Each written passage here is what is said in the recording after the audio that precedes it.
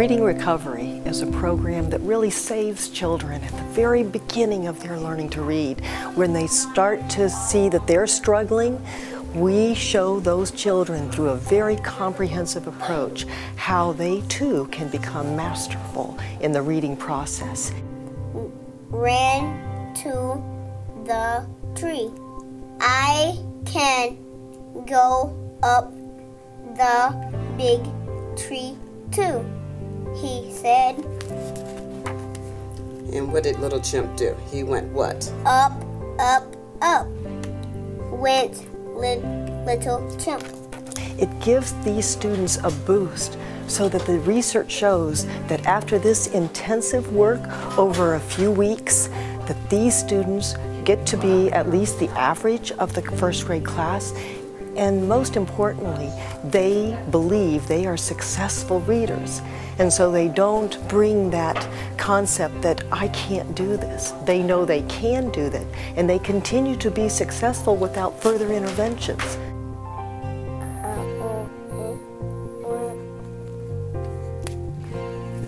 Are you going to play with me? Said Gus. No, said the kitten. I am sleeping. So what happened when Gus was ready to play? He said this. He asked the question, didn't he? He said, "Are you going to play with me?" And the kitten said no. Why? Because, see, the kitten doing what he did first. And what was that? The kitten What was the kitten doing that Gus was doing at the beginning of the story? sleeping. He was sleeping on the chair, just like Gus was. So they kind of switched what they were doing, didn't they? First the kitten wanted to play and Gus didn't, and then at the end of the story, who wanted to play? Him. Gus wanted to play. At the 12, this page, the kitten says no. That's right. Where does it say no? Right there. No, said the kitten. There was one word in here that I wanted to practice because it's a word that doesn't really, you can't sound it out when you get there. And it's the word R. Can you find the word R? It's right there. And it starts with a capital A, so we can write it either with a capital A or with a lowercase a. Do you want to write it on the board for me? It's extraordinary in terms of what we can do in a very intensive way to really help children never require additional remediation. They become one of those readers like everyone else in the class. Reading recovery requires a year-long training, and you either get it from a teacher leader or you get it from a trainer. The kitten wanted to play with Gus. Gus said no. So it's 2 whole sentences. All right, let's see what you can do with this one. The kitten wanted to play with Gus. All right, I'm going to mix it up. You build that one.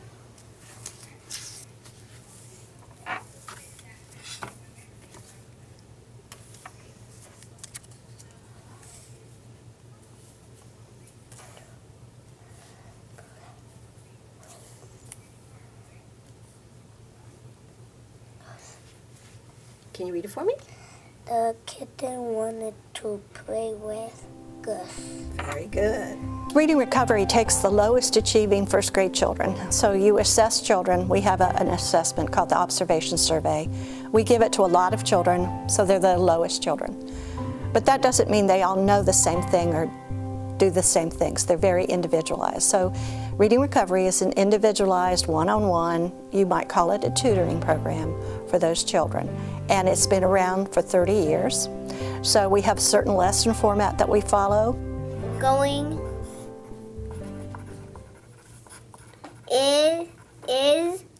is Siegel eating the shellfish? No, he is not. We have a set of books that we draw from, to read from, that is common across the county. We have a common set of activities that we might use for teaching. So those are what the teachers are learning, but most importantly, it's a moment-by-moment decision-making process. Given what I see this child do with this book, with this word at this moment, what would be the most powerful thing for me to do to shift the child's learning? I would say this is a very powerful, very intense professional development because this is the first time we've been given this opportunity where you come to a professional development one day a week, every week, and we spend from 8:30 till 11:30 in an intense instructional setting, learning from each other and looking at the research that is out there that tells us how this child's reading can improve by, employing these strategies. One of the requirements of the Reading Recovery Program, wherever it is at any school, is that the district has a site for training. And that site, there are very specific specifications for a window to go in. On one side, it's a mirror. On the other side, it's dark in the room, but it's a one-way window that you can see into what's happening behind the mirror. It also has sound specifications, so there's a microphone in the mirrored area that can be transmitted into the training area. Come on. Good. That was a very good teaching move. What did she just do? Come on. She said, you Come check. on, little chip, said my mother. The teacher, we call her behind the glass with a child because she is actually sitting there with a child who has no idea they're being observed. The teacher, of course, does. So they very quickly get into really having an authentic lesson with their child, no matter how nervous they might be. And you might hear them talk about, oh, they're going to be observed. But it ends up being such an opportunity for training. You're kind of nervous. Very. Especially being educators, because we know exactly, as educators, we're always evaluating instruction. From teachers, from students, we're always self-evaluating. I guess it's like self-monitoring, like we teach the students to self-monitor. To be on the other side of that glass, we are self-monitoring as well. Yeah. But the unique part about the glass is they can see you, but you really are focusing on the child that you're working with. So you kind of, in a way, can not worry so much about what the people on the other side are doing. You're engaged one-on-one with that child. Which is good, because once you go in that room and you close the door, it's just like being back at your home school. And it's just you and the child is ready to learn, and then you just, as teachers do, we do what we do. We just start teaching. Look, Mom said, and Andy, look at the big spider. Can You see, when you read like this, it's very hard to the comprehend. big spider? Okay? It's all about comprehension, and you lose that. Oh, said Mom, I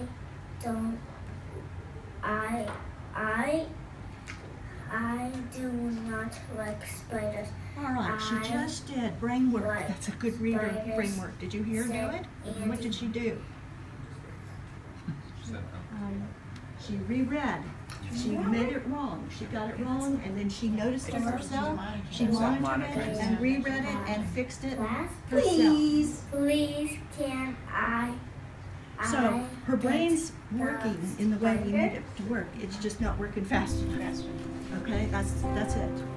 We did not teach behind the glass for 6 long weeks until we learned to work together. They learned to trust me, that I wasn't going to throw them under the bus.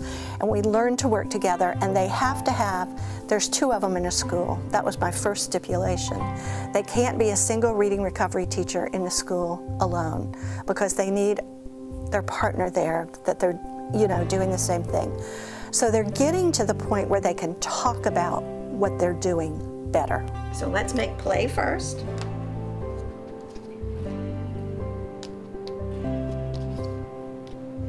This word is, Play, and what happens when we add that? plane, Slide it up and we'll check it.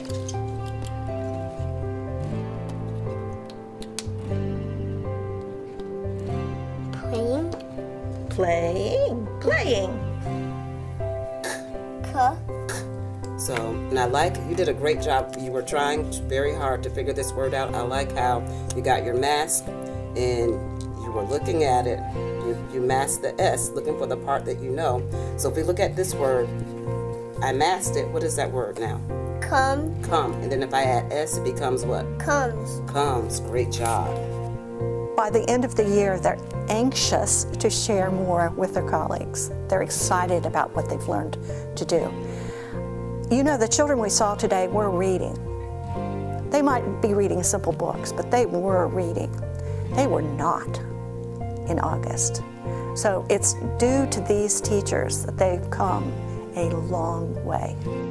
Where they've been going dink, dink, dink, and we're trying to get them to dink, to dink, to dink. We're trying to change their rhythm as they're moving along. You are absolutely right. We spent 2 weeks teaching them how to point to words, to look at words, and to point under the words and do it and match it, didn't we? That was the first thing we did. And now what are we doing? Changing it completely. Because in order to get the brain started, you have to do one by one to get it started. But in order to really read, you've got to now take that away and learn to read in chunks. So mid-learning is where that occurs. The way that teachers learn best is really no different than the way children learn best. They learn best when they can engage with the learning material. They can have an experience in the learning opportunity. So a reading recovery training where teachers are engaged with each other in brainstorming, led by an expert, led by a facilitator who knows exactly, just like a great teacher in a classroom, knows exactly what those teachers need. Professor McGee does the same thing with those reading recovery teachers, but she allows them to engage in a lot of discovery learning too, because they are actually experiencing the training instead of it being fed to them. If we're going to introduce it as a new word, saw as a new word in this story, we have to predict. Thank you. Locate and check it. So predict, what letter do you expect to see? Search for that letter. There it is. Now check it. They're engaged in conversation right then. It's a right now kind of conversation about, so what did you see? Why did she do that? What could she have done? That right now kind of training is exactly what they're looking for in the teacher with the student when they're not being observed. Those teachers are learning to sit side by side that child, and right then they're thinking of ways that that child, skills that that child needs, strategies that that child needs to become a better reader.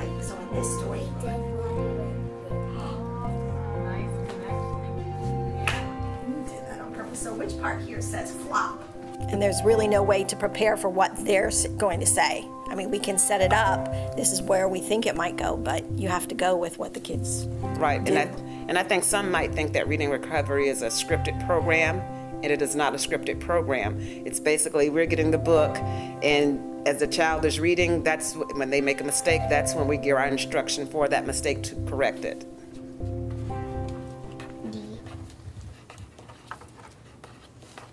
Read what we have. The Siegel is clever. He dropped the Okay, how do we spell the?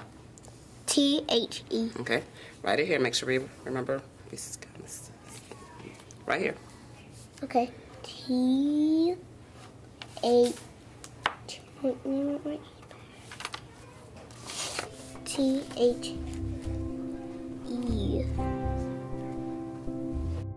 That would be what you would see if you were to come into our classroom on any given day for that 30 minutes. We follow that procedure. We start with a familiar read, and then we work on a book that they've done the day before. We code it to score it and see where their errors are and what kind of errors they're making.